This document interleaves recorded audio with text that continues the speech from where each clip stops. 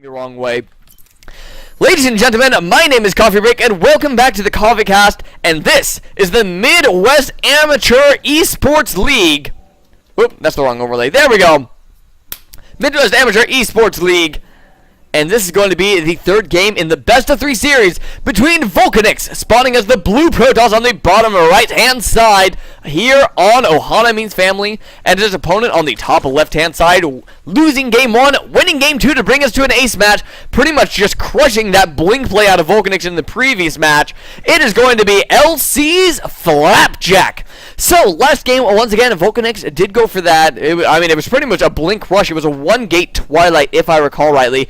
You know, he got blink, he got 3 additional gateways down, so he was up on 4 gateways, and just tried to get some work done with blink stalkers at that third base. Unfortunately, Flapjack was prepared in game number 2. He was not in game number 1 for the Zealot pressure, but this time around, he was much more prepared. He was scouting out for the pylons, managed to catch the pylon going down, was not able to kill it off, but was able to get a nice round of Zerglings in instead of drones. And that's pretty much what the pivotal defense point for Flapjack in that game was. Probably going to be able to get straight up into the main base here. Not going for a... Well, I guess his 14 pool should be going down shortly. Flapjack. Yes. No. Maybe so. I guess he's not going to be laying down that... Oh, wait. There it is. There. Okay, apparently it's been a 15 pool. Apparently I've been wrong all along, and it's actually a 15 pool. And B apparently is at my door here as well. Hopping around like a bunny. Oh my gosh. Okay, could you guys let me finish up this one series? It's the last game here. Shoo. Scram. Yeah. The reason why I'm doing replays is the Midwest Amateur Esports League. And I have a ton of games. I have anywhere between 18 and 27 games to cast from this per week. For the Heartland Esports Association, I do a lot of casting work for them. So I'm trying to finish up week 1 because the week 2 replays are ready for me to cast. So that's why I'm doing replays here, Honey Badger. Vulcanix is going to be dropping down a very, very early Nexus. In fact, that's not even a 17 Nexus. I mean, 17 Nexus is generally the earliest you'll ever really hear of here.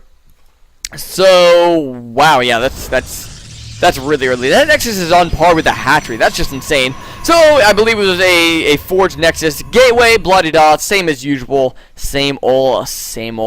That Overlord is probably going to be a little bit happy to see everything kind of standard. Because, I mean, it's game number 3 in week 1 of a 6-week tournament. I mean, that's like the perfect timing to do, like, something completely cheesy. So, I think every time these players go into the game, they breathe a nice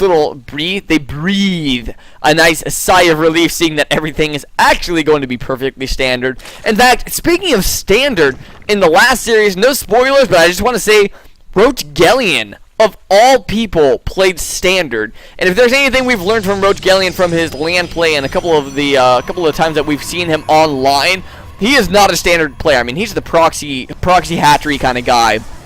So, Roachgellion, of all people, taking this tournament fairly seriously. So, I mean, setting the mood right there. Flapjack, Vulcanix, actually saving up a lot of Chrono Boost energy, which makes me wonder if that's almost going to be used on a Cybernetics core.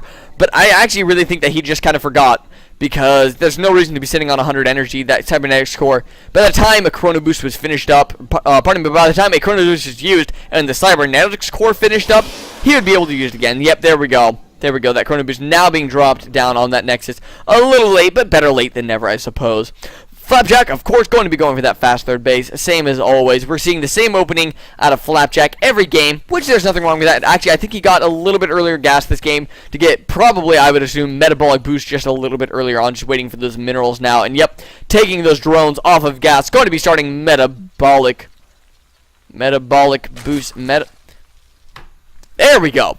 Going to be starting metabolic boost there about the time that Warp Gate technology is starting up for Vulcanix here. Going to be actually dropping down only one geyser over that natural expansion so far. That drone is still in the base. Could totally get a scout off right now. And we have about 30 more seconds to see if another gas is dropped over here before we kind of know what exactly he's going to be doing. If there's no fourth gas, it's probably going to be some sort of Zealot Sentry Immortal all-in. I don't know how strong it is on this map. I think it's a pretty decent map for it, though, if I recall rightly. Zealot going to be whacking away at this hatchery. Actually doing quite a bit of damage. I'm actually surprised at the amount of damage that is being done to this hatchery. That's almost 400 health done right there, which is pretty darn good for Vulcanix, considering the fact that he is in, just fine of a position to drop down. Guess what? 3 additional gateways and do heavy zealot pressure over at this third base once again. Few extra zerglings on the map than in game 1, though. I mean, in game 2 we saw a great defense against some sort of earlier play. And actually it's going to be a 1-gate robot, and once again probably those gateways drop down fairly shortly. There's actually the gas going down maybe just a wee bit later than is standard. Just a little bit later than in standard. Plus 1 weapons on the way. Everything is standard schmatter for Vulcanix. We are not going to be seeing any pressure out of him in this game, though. Apparently he has abandoned that idea. Oh, this queen actually in a little bit of trouble, but here comes some reinforcing zerglings. The queen's going to be perfectly alright. Larva Inject finishes up there. Larva Inject's pretty much going pretty good all around the board. This queen is a little bit behind on her inject. She could actually use to spawn a creep tumor just to get the creep connected between these 2 bases, just to be safe, because you know what? If you have the extra energy, may as well use it. It's not like Chrono Boost. You can't just suddenly drop it down on a bunch of different buildings here. Flapjack, very wisely learning from the previous 2 games, going to be scouting all around for a forward pylon. Not going to be able to find one, though, because guess what? There are none in this game. 2 additional gateways coming down onto the field. Robotics, once again, on the field, which kind of looks like it's going to be some sort of earlier third base strategy out of Vulcanix. Layer Tech coming onto the field already. No Roach Warren this time around, and I think that's due to the fact that the Flapjack did not find any proxy pylon on the map, and he's had a fairly decent scout of what's going on over in Vulcanix's base. So I think that he feels a little bit safer not dropping the Roach Warren. A couple of extra gateways going down here. It's going to bring us up to 5 gateways and some Immortals being pumped out of that robotics facility. In the meantime, Flapjack going to begin his droning up round. Going to be making a couple of extra spine crawlers as well. 52 to 43 harvesters right now. That economy fairly shortly will be kicking in for Flapjack here. And we're going to kind of have to see what he decides to do off of this layer tech. He's getting the Roach Warren down on the field. Really, he could go for the Infestors, which would be a very nice standard play. We've been seeing him go Spire. The Roach Warren is on the field, which means that we could be seeing Glial Reconstitution or Tunneling Claws. He really just has his playbook wide open. He has 4 gases. That's great for where he's at in this point in the game right now. I mean, once again, playbook wide open. There's really no way to guess what exactly he's doing, except for the fact he's getting lots and lots of Zerglings. And once again, he's been favoring that Zergling Mutalisk style of play. But no, it is going to be Glial Reconstitution. It is going to be missile attacks, which makes me believe that Flapjack is going to be doing some big timing push in about 2 minutes, give or take a little bit here. Vulcanix, in the meantime, going to be going, it looks like, for that Zealot Sentry Immortal all in here. Well, I don't know. He can't be going for that, actually, because it'd be way too late for that build at this point. I mean, that should be hitting like 9:30, 10 minutes into the game here. And we are already at the 11-minute mark, and he hasn't even moved out yet. So Vulcanix definitely has me guessing a little bit, continuing to drop a couple of extra gateways here. Completely missed that previous timing, if that's what he was going for.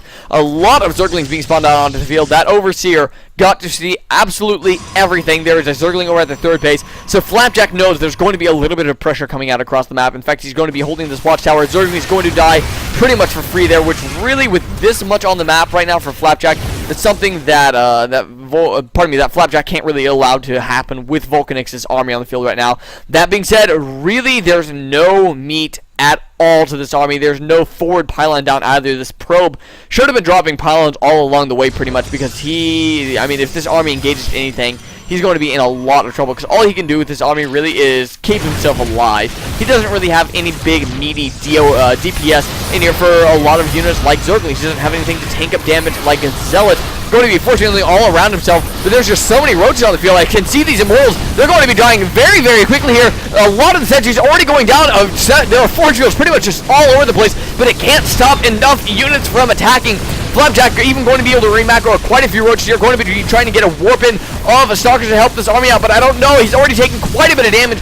All the sentries are pretty much dead already. There's enough for one single forge field left on the map. I think Flapjack held this once again, and there's the GG from Vulcanix. Flapjack going to take this best of 3 series and is going to advance to week number 2, which is already done, 1-0. I have nothing else to say to you guys because there's pizza out in the kitchen.